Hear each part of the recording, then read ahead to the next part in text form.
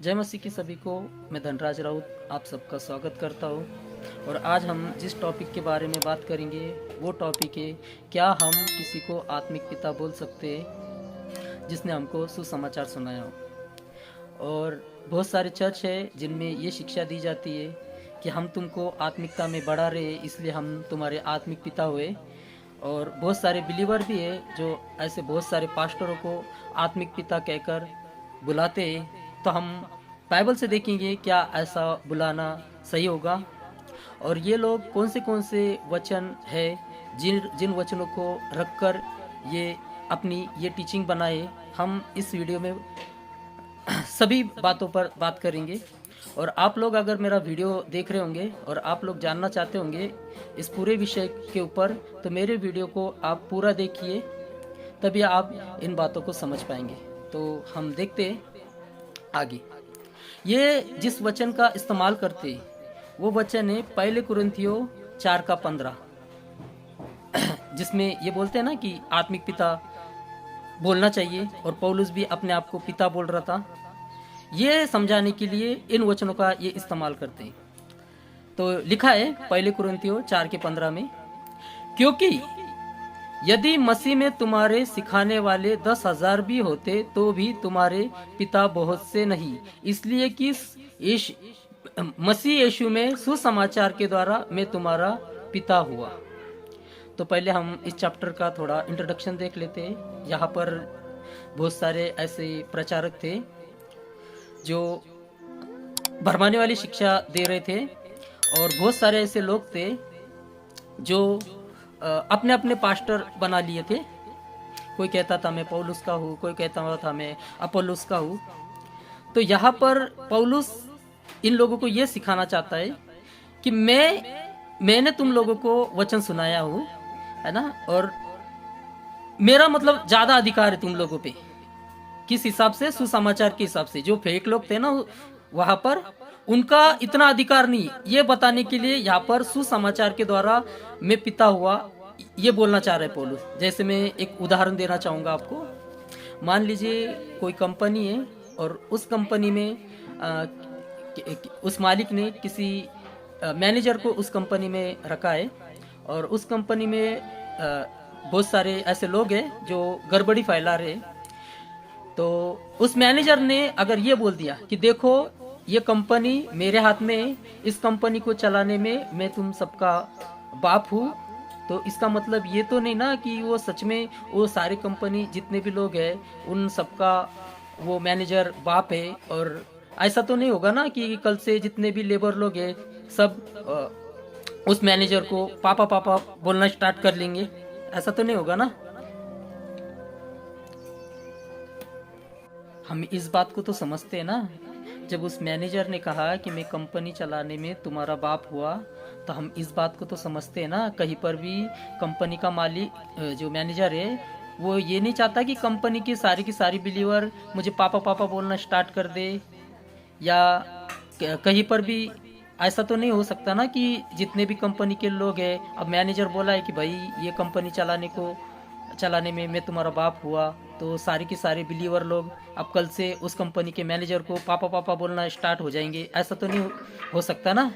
उसी तरह इस वचन में जब पौलुस ने ये कहा कि सुसमाचार के द्वारा मैं तुम्हारा पिता हुआ, तो वहाँ जिस तरह ये मैनेजर उस कंपनी में गड़बड़ चालू है, उनको ये जताना चाहता था कि किस तरह आज मेरा अधिकार है तुम लोगों पर, तो मैं कंपनी का बाप हूँ। उसी तरह पौलुस है ना यहाँ पर है ना वो अपना अधिकार जताना चाहता था, इसीलिए वो सुसमाचार के द्वारा तुम्हारा पिता हुआ ये लफ्ज लिख रहा है। पौलुस के अंदर कुछ ऐसी फीलिंग नहीं थी कि वो लोगों पर दबाव डाल के या वो चाहता हो कि ये लोग मुझे पापा पापा बोले, आत्मिक पापा पापा बोले। इस तरह की पौलुस की फीलिंग नहीं थी। जिस तरह उस मैनेजर की फीलिंग ये थी कि कंपनी में गड़बड़ चालू है, तो मेरा जो अधिकार है कंपनी के ऊपर, मैं उस अधिकार के द्वारा इन लोगों को समझाऊं कि कैसे मैं इस कंपनी का अभी बाप हूँ और मेरी सुनो। उसी तरह पौलुस का इन लोगों को बोलना था कि किस तरह सुसमाचार मैंने तुम लोगों ने सुनाया, तो मैं सुसमाचार के द्वारा तुम सबका बाप हूँ, तो इसीलिए मेरा कितना हक है इस कलीसिया के ऊपर, ये समझाना चाह रहा था पौलुस। और अगर ये लोग ये बोलते हैं ना कि इस वचन का मतलब पौलुस आत्मिक पिता ही बना है बोल के लोगों का, तो वो पहला थिस्सलुनीकियों उसका 2:7 भी पढ़ते होंगे ना। तो वहां ये नहीं पढ़ा कि उन लोगों ने, पौलुस ने उन लोगों को कहा, परंतु जिस तरह माता अपने बालकों का पालन पोषण करती है वैसे ही हमने भी तुम्हारे बीच रहकर कोमलता दिखाई। अब यहाँ तो पौलुस माँ की भी बात कर रहा है, तो क्या पौलुस को मम्मी मम्मी भी बोलना चाहिए क्या? अगर ऐसा है तो पौलुस यहाँ माँ का उदाहरण दे रहा है, तो किसी पास्टर को फिर मम्मी मम्मी भी बोलना चाहिए। यहाँ तो पौलुस बोल रहा है कि मैंने अपनी एक माँ की तरह तुम लोग क्या बोल रहे हैं, परंतु जिस तरह माता अपने बालकों का पालन पोषण करती है वैसे ही हमने भी तुम्हारे बीच में रहकर कोमलता दिखाई। तो मम्मी मम्मी भी बोलना चाहिए क्या फिर? नहीं ना, ये बात तो हम समझते हैं ना। और अगला वचन पहले थिस्सलुनीकियों 2:11, जैसे तुम जानते हो कि जैसा पिता अपने बालकों के साथ बर्ताव करता है वैसे ही हम भी तुमसे हरेक को उपदेश देते और प्रोत्साहित करते। अब इस वचन से क्लियर समझ में आएगा क्या बताना चाह रहा है पौलुस। जिस तरह तुम्हारा जो पिता होता है, फिर से वचन पढ़ेंगे हम क्या बोल रहे हैं, जैसे तुम जानते हो कि जैसा पिता अपने बालकों के साथ बर्ताव करता है वैसे ही हम भी तुमसे हरेक को उपदेश देते और प्रोत्साहित करते समझाते। क्या समझा रहा है पौलुस? एक पिता होता है, वो किस तरह बच्चे की मतलब केयर करता है कि बच्चा कुछ गलत ना करे, मेरे बच्चे में जो संस्कार हो वो संस्कार अच्छे हो, ये ध्यान रखते हुए एक बाप अपने बच्चे को समझाता है ना। उसी तरह पौलुस भी उन लोगों को एक बाप की तरह समझा रहा है, ये एक्सप्लेन कर रहा है पौलुस इन सारे वचनों में।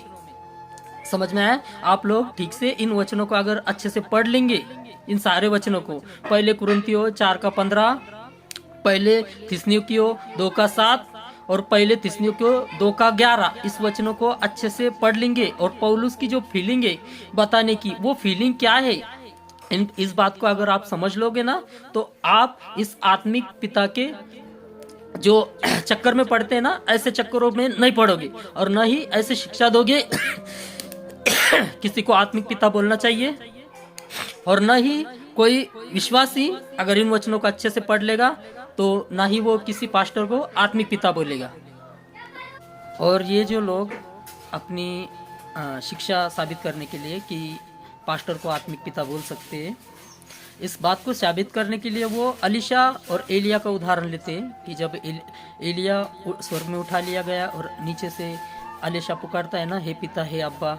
अगर हम दूसरे राजा उसका 2:12 देखते, वचन पढ़ लेते पहले क्या लिखा है वचन में, और उसे अलीशा देखता और पुकारता रहा, हाय मेरे पिता, हाय मेरे पिता, हाय इज़राइल के रथ और सवारों। जब उसको फिर वो दिखाई न पड़ा तब उसने अपने वस्त्र फाड़े और फाड़कर 2 भागों में कर दिए। तो यहाँ पर जो अलीशा बोलता है ना कि हे पिता हे अब्बा एलिया को, तो इस बात को लेकर है ना लोग है ना ये टीचिंग बनाते हैं कि हम भी पास्टर को हे मतलब आत्मिक पिता बोल सकते हैं। तो यहाँ इस वचन का उदाहरण लेते हैं।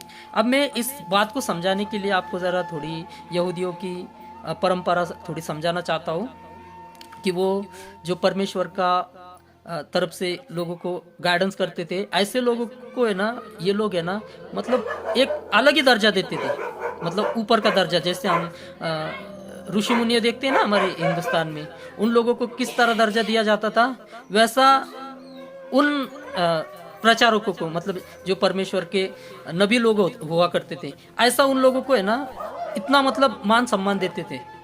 और कुछ लोग तो ऐसे थे, उनके जो बच्चे है ना उनको वो समर्पित करते थे और वो बच्चे फिर उनको मतलब पिता ही बोलकर बुलाते थे।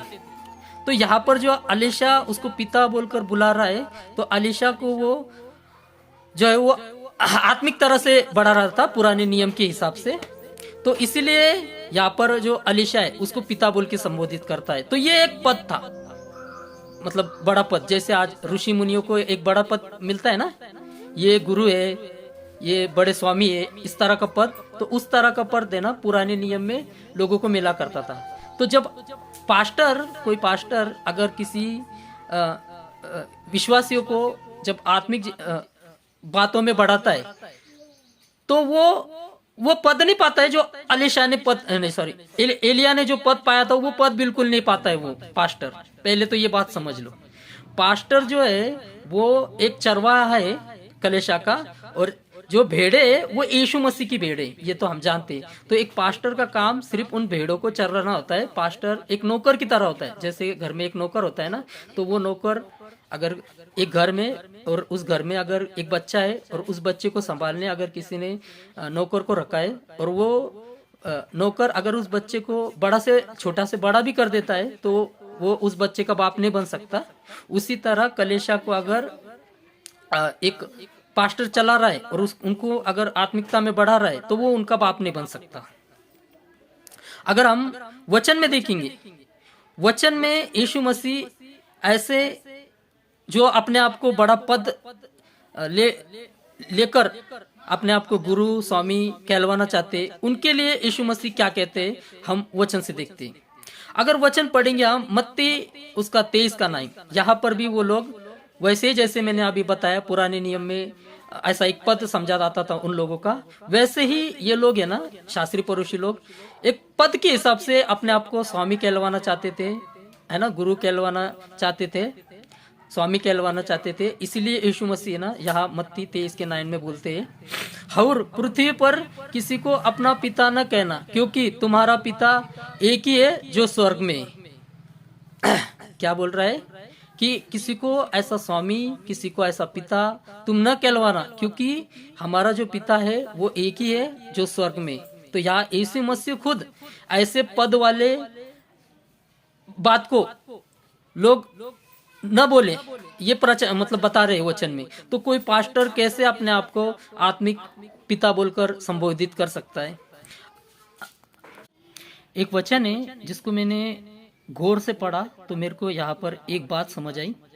अगर ये वचन हर एक वो पास्टर, हर एक वो बिलीवर जो किसी पास्टर को आत्मिक पिता बोलते हैं, और हर एक वो पास्टर जो लोगों को आत्मिक पिता हमको बोलो ये इस बात पर जोर देते, अगर वो इस वचन को पढ़ लेंगे, अगर सच में परमेश्वर के चुने हुए होंगे, तो उनके दिल को ये बात छू जाएगी कि यीशु मसीह ने किस तरह, मतलब जब उनको एक व्यक्ति ने उत्तम कहा है ना, हे उत्तम गुरु, तो यीशु मसीह ने कहा कि मुझे तू उत्तम मत कह, है ना, मैं उत्तम नहीं हूँ बल्कि परमेश्वर उत्तम है। मतलब देखो ना, वो खुद परमेश्वर होके जो उत्तम वाली बात है ना, वो बोले कि मैं उत्तम नहीं बल्कि परमेश्वर उत्तम है, परमेश्वर को उत्तम बोल। तो एक पास्टर कैसे अपने आप को पिता बुलवा सकता है, और कैसे एक बिलीवर उस पास्टर को पिता बोल सकता है। चलो हम उस वचन को ही देख लेते हैं, क्या है वो वचन।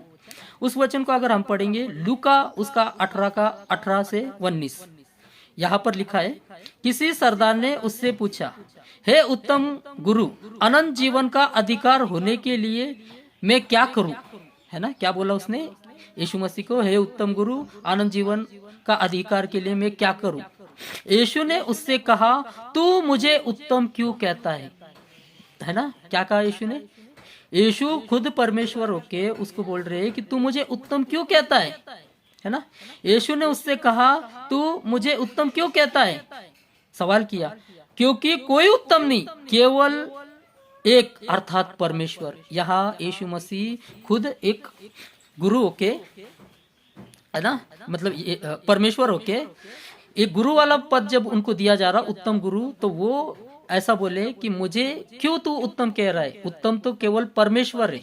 तो सोचो, जो लोग अपने आप को पिता कहलवाते हैं, यीशु मसीह खुद परमेश्वर होके उन्होंने ये पदवी नहीं ली कि मैं उत्तम गुरु हूँ, बल्कि वो पदवी उन्होंने परमेश्वर को दी।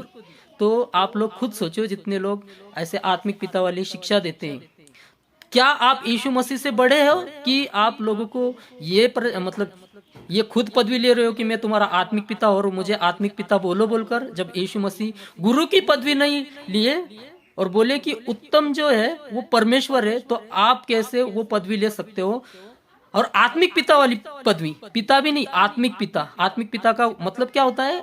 जो आत्मा से जन्म देता है उसको आत्मिक पिता कहा जाता है। तो आत्मिक पिता तो यीशु मसीह है, तो आप यीशु मसीह की पदवी कैसे ले सकते हो? जरा सोचो इस बात के ऊपर। हम पुराने नियम में देखते हैं, क्या मूसा जो उसको परमेश्वर जैसा मतलब दर्जा दिया जाता था, क्या उसने कभी अपने आप को ये शो किया कि मुझे आत्मिक पिता बोलो बोलकर? या कहीं पर हमने ये पढ़ा कि इज़राइल जो लोग हैं वो मूसा को कभी आत्मिक पिता बोले हो?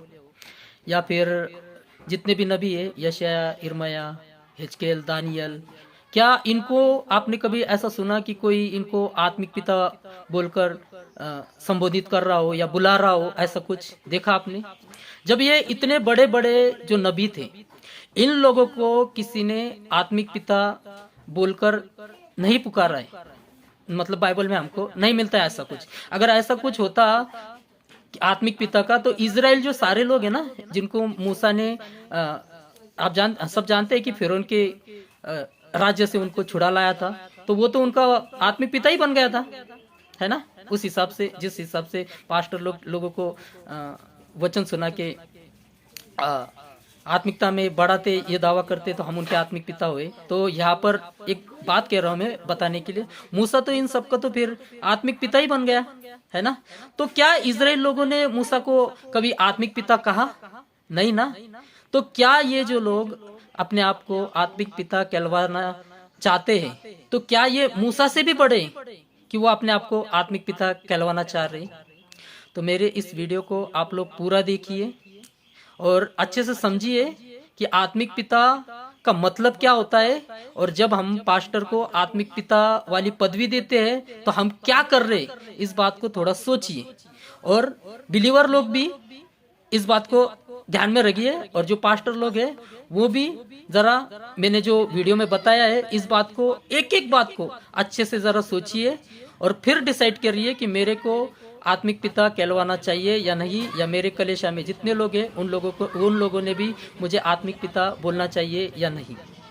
अगर आपका इस सवाल, इस वीडियो से लेकर कोई भी सवाल हो, तो आप मुझे मेरा नंबर मैं नीचे इस डिस्क्रिप्शन में दे दूंगा, तो आप मुझे मैसेज कर सकते हैं। और इस बात पर अगर आप मुझसे डिस्कस करना चाहो तो डिस्कस भी कर सकते हैं। तो जय मसीह की सभी को, प्रेज द लॉर्ड। और इस चैनल को आप है ना सब्सक्राइब करिए और ज़्यादा से ज़्यादा दूसरों तक पहुंचाइए, ताकि वो लोग भी इस सही शिक्षा को समझ पाए। जय मसीह सबको।